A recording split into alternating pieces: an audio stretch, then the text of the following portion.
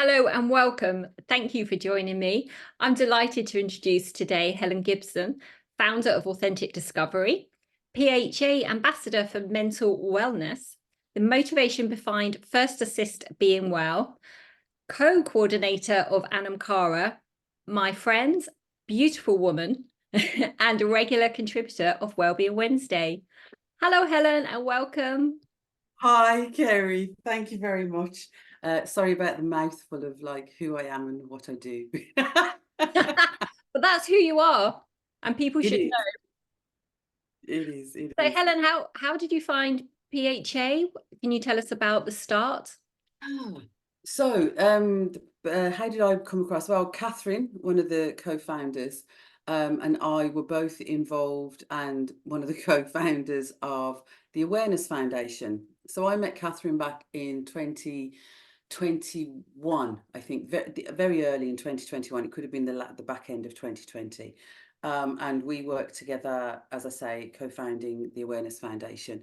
And then I was sort of I'd started doing weekly drop-ins and offering open Zoom rooms for anyone struggling with their mental health or struggling at all, to be fair. And that then moved away. The Awareness Foundation was going in a direction, and it kind of seemed like a natural time to become autonomous. And we began in February, so we're 3 years old, I think, this year, or 2 years old. And as Anam Cara, we became Anam Cara then. And we still offer daily drop-ins. We offer other things as well, but it's really dependent on volunteers. So if anybody's out there and wishes to volunteer, please get in touch with me for Anam Cara. But that's how. So Anam Cara was going, and the PHA Catherine approached me about becoming an ambassador. I've always had an issue with the term mental health. I'm kind of becoming one with it, hence mental wellness. And also to see whether Anam Cara would come under the PHA, but we decided to remain autonomous. So that's how I got involved with the PHA, was through a previous relationship with Catherine and the Awareness Foundation at the beginning of the nonsense years, I call them. I was still in them. They're just because nothing makes sense. Or maybe I should say the ludicrous years, because nothing makes sense anymore. It's all ludicrous. Well, I don't know about you, but I found that from the moment of joining PHA, we had something positive to focus on. And I know you've been hugely instrumental with the FAB training, the First Assist Being Well. Do you want to share a little bit about that? So I had said, and you mentioned things in conversation, and I sort of said to Catherine, I think we were still in the Awareness Foundation at the time, that I would like to write a program. I wrote a half-day training program called Being Well in Uncertain Times in April 2020, and that was because it was really easy to identify that we'd all been exposed to trauma. Get inside, there's a nasty virus out there that you'll end up killing your granny, is quite traumatic, to say the least. So I wrote this program, and I'd said that I always wanted to write something similar to the Mental Health First Aid, which is a 2-day program. So it is First Assist Being Well is heavily influenced by that.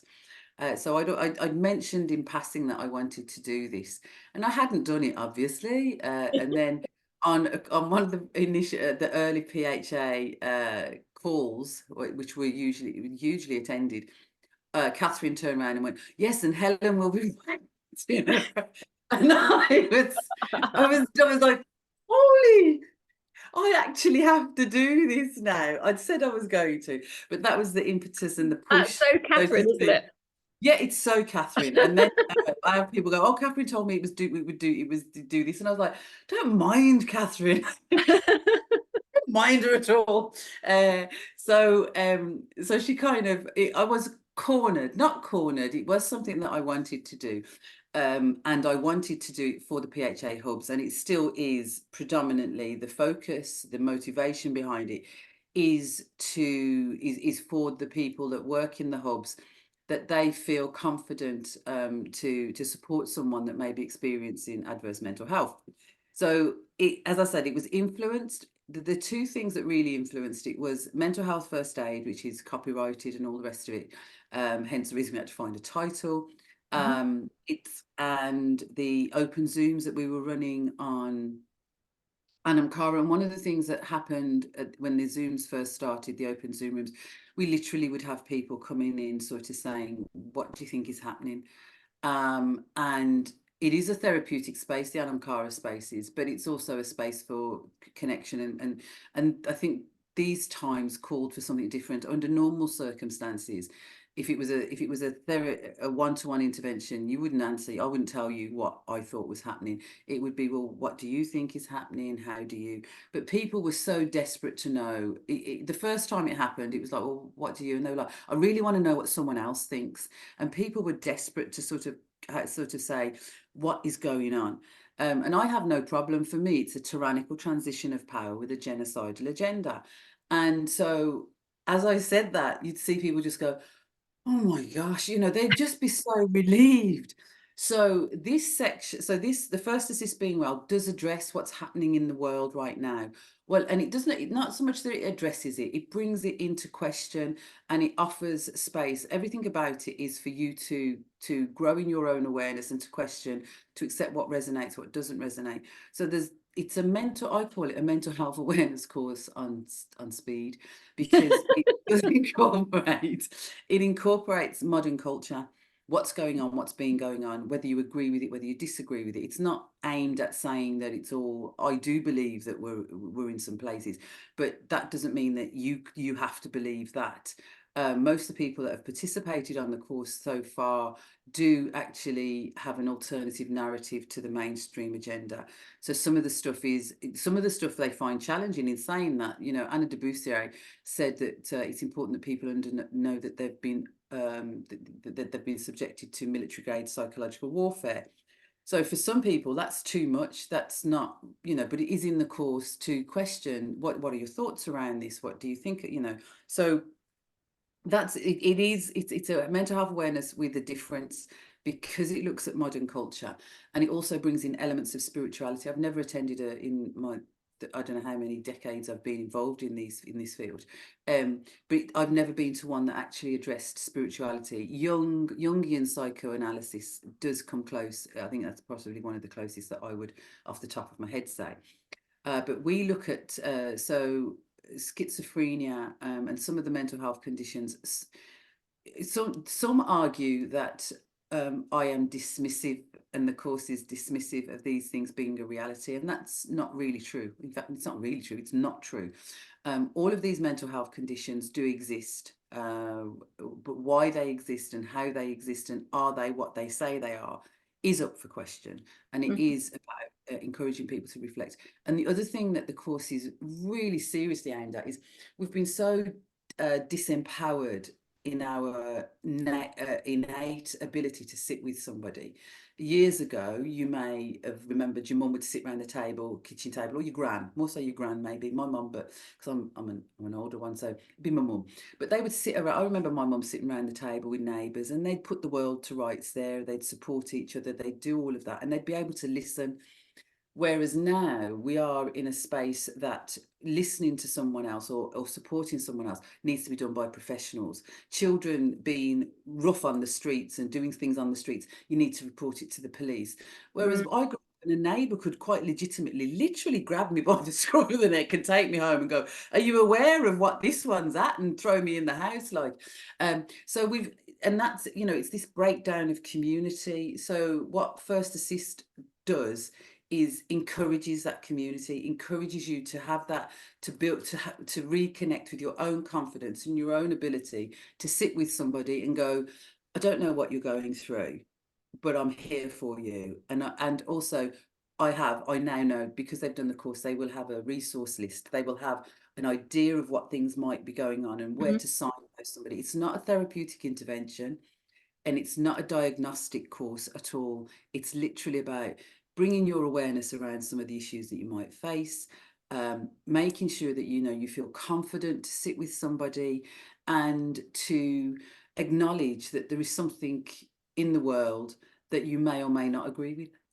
So, So really, it's one of a kind and it designed is. specifically, and that's the difference. Absolutely, and I think that one of the things, it's quite interesting. This was designed for, and it is aimed at people that don't work in the mental health field, haven't had, your neighbour, the farmer, the whoever, it's aimed at your everyday Joe Soap who possibly hasn't engaged with anything like this before.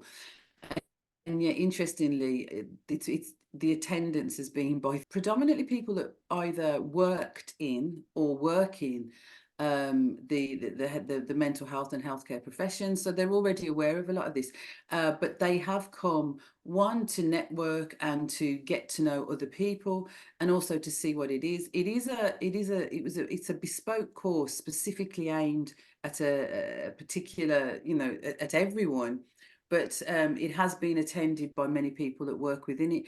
So for them, it's either a brushing up of, oh yes, I remember that, because you're very aware of me. I can forget the science, and I can forget the names, and I can forget all of the terminology, and I do regularly. It just disappears. But so this is a way of kind of brushing up on that.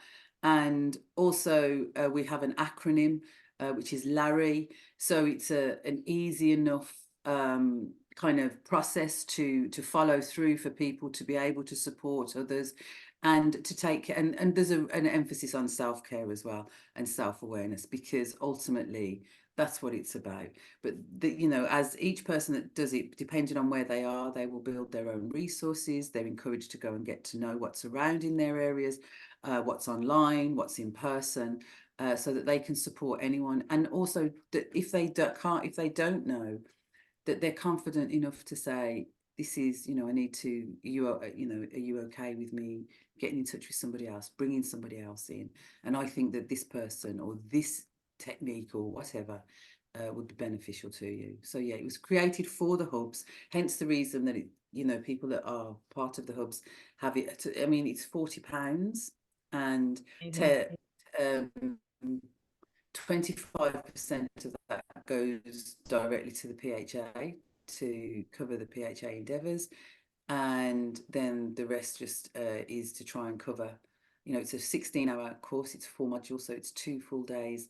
It's the price of it is quite negligible, to be honest. But however, don't let that stop people if they can't afford it.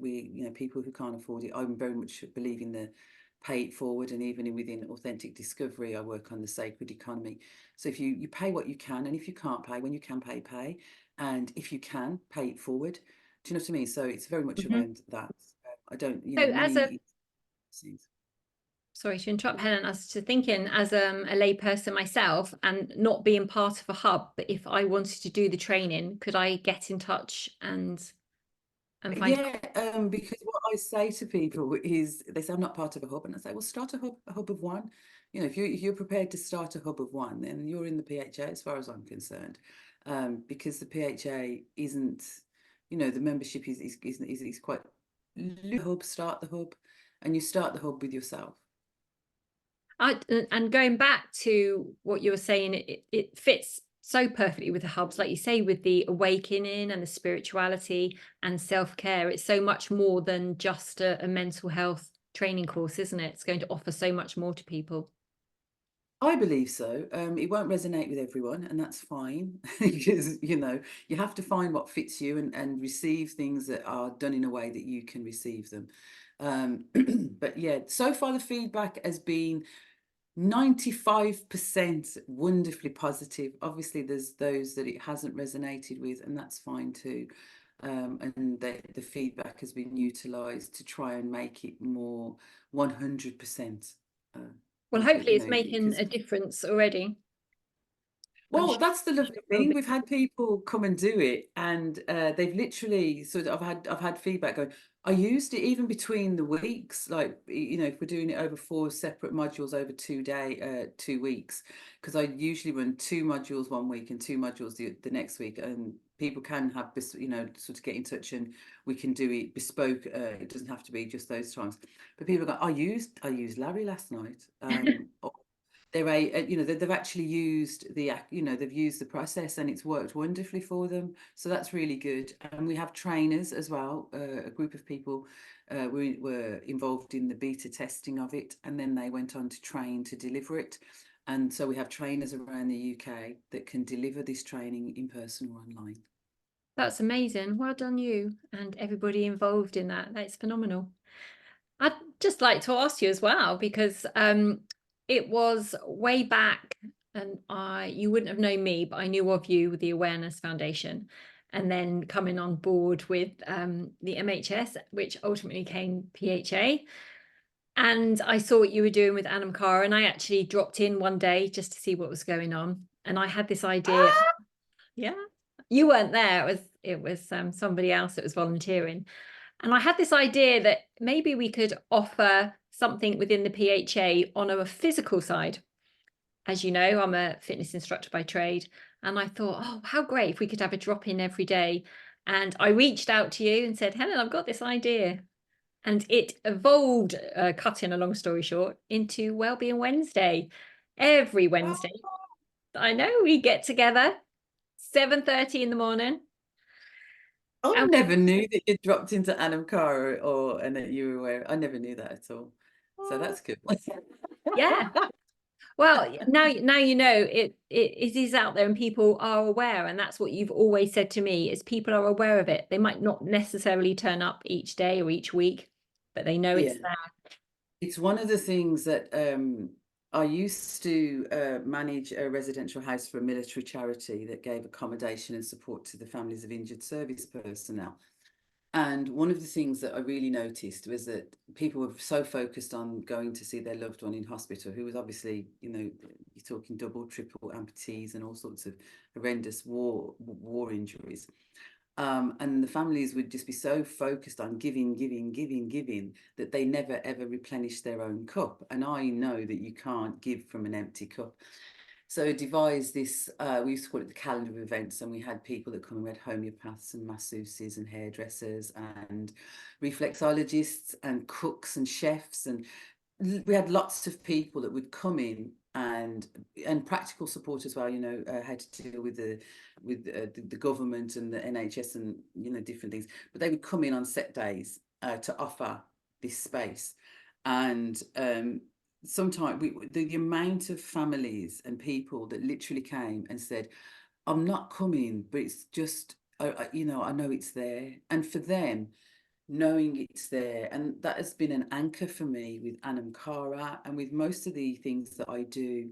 For some people, knowing that there is someone there waiting, if they just for them, if they're needed, is a massive support. And you've heard me speak about a lighthouse. Mhm. To be that. And we were looking at trying to figure out when was the best time to do the Anam Cara drop-ins, and it was one of the previous volunteers, and she said, we're a lighthouse, we can't keep moving to try and find the people. The lighthouse is there, we need to keep the lighthouse there. And again, that for me is, I think it's incredibly important, because when people know that there's something there for them, it helps. It really, really helps. They don't have to go to it. They don't have to, they just know it's there, and it's such a support, and it's a support in a way that can't really beat. It's a bit like the NHS used to be. Just knowing Mm. that the NHS was there was good. That nothing was going to happen that you wouldn't get supported by. Unfortunately, it's not what it was, but we will maintain being a lighthouse. Yes, and luckily, with the future of PHA and the mental health awareness, emotional support that they have planned, it's going to be phenomenal. But before we get into that, regarding Wellbeing Wednesdays, it's very different to Anam Cara. I don't know if you'd like to describe your part in it and how much you love it, because I do. I love every Wednesday morning getting together with you all. It gets me up, which is just wonderful, because I need something to get me up. Because the last 4 years, and it is coming up to 4 years now, I haven't worked the way I used to. I used to go out to work and work, and that's all gone on the head. So so to have something that gets me up is wonderful. And it is very different. A Anam Cara drop-in is just a drop-in where you can be silent and you can be off camera and you can just listen to some chit chat if it's happening. Whereas Wellbeing Wednesday is focused, even though we sort of joke about it, Wing It Wednesday, it is focused upon imparting knowledge that will assist others. It will, you know, there's different, we have regulars, but then we have other people that come in from such a wide range of modalities, and you get to hear the different ways that things can be approached. And I think it's really important for that. And the other thing is, because it acknowledges how different we all are. We're all the same. We all want the same things, but how we get them and how they resonate with us, and what we can receive easier. We can receive some things easier than others. And I think Wellbeing Wednesday fits that to the T. You know, I even would say there's a spiritual element to it. You know, because we talk about everything and anything, and we cover everything and anything because it's life. That's life. That's the way it is. Oh yes, So, and you always drop into song. yeah, I do like to drop into song. So for me, Wellbeing Wednesdays has become an anchor in my life. At one point, it was the only exercise I ever got within a week, which was incredibly important because, you know, if you don't use it, you lose it. And I was beginning to seize up. It's been a support for me in terms of my own health and well-being. Knowing that there are people there, again, knowing that there's somebody there that's willing to share their knowledge, that's willing to answer questions, and you know, find out what it is that you want and then offer that. So yeah, it's been going through, is it 2 years now? Is it two? Last year, be a year and a half, 2 years in August. Yeah. Yeah, so, and that's quite a long time. I think I took a wee sabbatical for a few weeks, but came back. And I suppose I suppose I've been thinking, what do I bring to it? Because it's like, why do you get up? No, I want to receive it. But my whole focus, no matter what the issue is, it all relates to your relationship with yourself.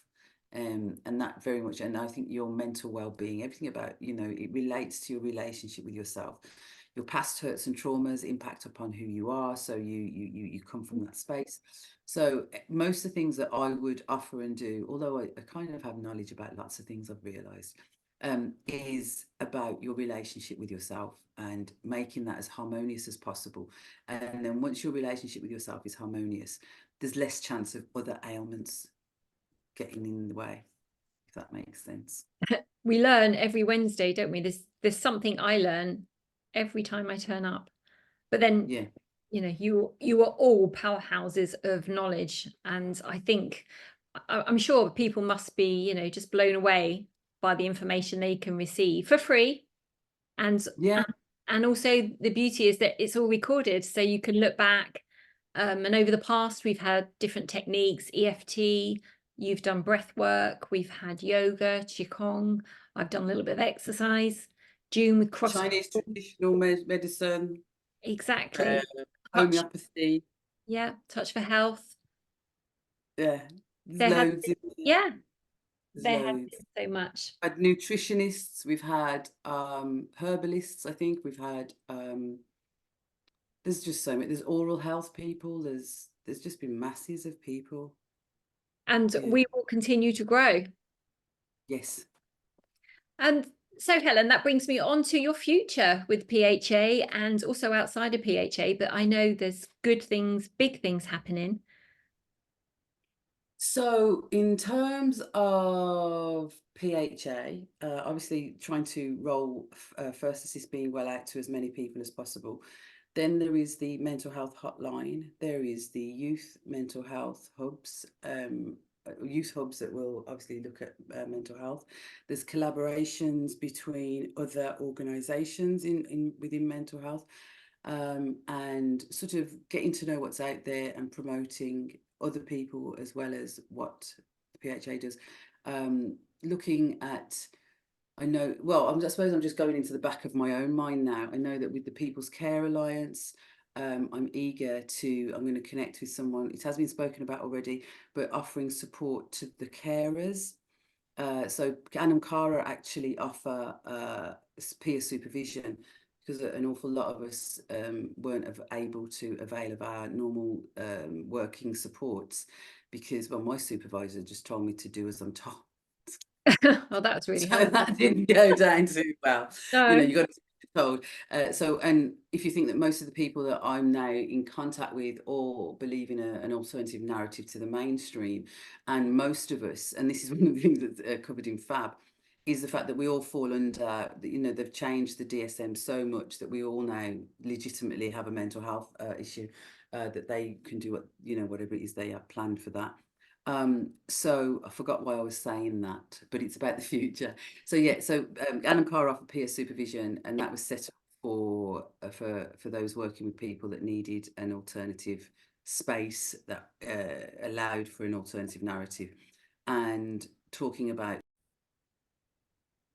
So yeah, so looking at supporting carers within the People's Care Alliance, looking at the mental health hotline, although sort of getting people trained, looking at the volunteers, youth, trying to get something sorted for the young people. First Assist Being Well is suitable for anyone sort of 13, 14 upwards. It's not child friendly at the moment. So that's kind of my stuff with the PHA. Anam Cara, constantly trying to grow. The vision is that it's a 24-hour open room that's there all of the time, and it's facilitated by 3 time zones. New Zealand is up and running, the UK is up and running, and we're trying to get the Americas. And you know, the biggest thing is getting people, volunteers, that are willing to give their time. So that's Anam Cara, and the potential for Anam Cara is vast. My own, I still have clients. I forget that I still actually do, and my business, and I need to promote my own business. But my own business is Authentic Discovery. I offer a range of services. I have a rolling, it doesn't roll every 6 weeks, but there is a 6-week Being Well adventure. There is other programs that I have. So there's stuff for organisations and corporate things. I'm a great believer in supervision, and I think that internal supervision is incestuous. You really need external supervisors to support people. Otherwise, you know, how do you say you've got a problem with your manager to your manager and then go back out and have a great day at work? It just Yeah. doesn't. It just doesn't work. So I'm a great believer in that. I'm a great believer in supporting people. I work on the sacred gift economy. At the moment, I'm not writing any more programs. I'm trying to work with FAB and my own 6-week adventure. So yeah, that's kind of where I'm at, and I'm could always use help with marketing because I'm pants at it. So yeah, Helen, you are fab. thank you. And we couldn't do a Wellbeing Wednesday without you. And you are a brilliant ambassador for the People's Health Alliance. And I thank you. And Thank I you. love every Wednesday that we have together. Have a most wonderful day. Thank you, everybody, for joining us. I will put Helen's details in the recording, and we'll see you again soon. Thank you, Helen. Thank you. Bye bye, everyone. Take care.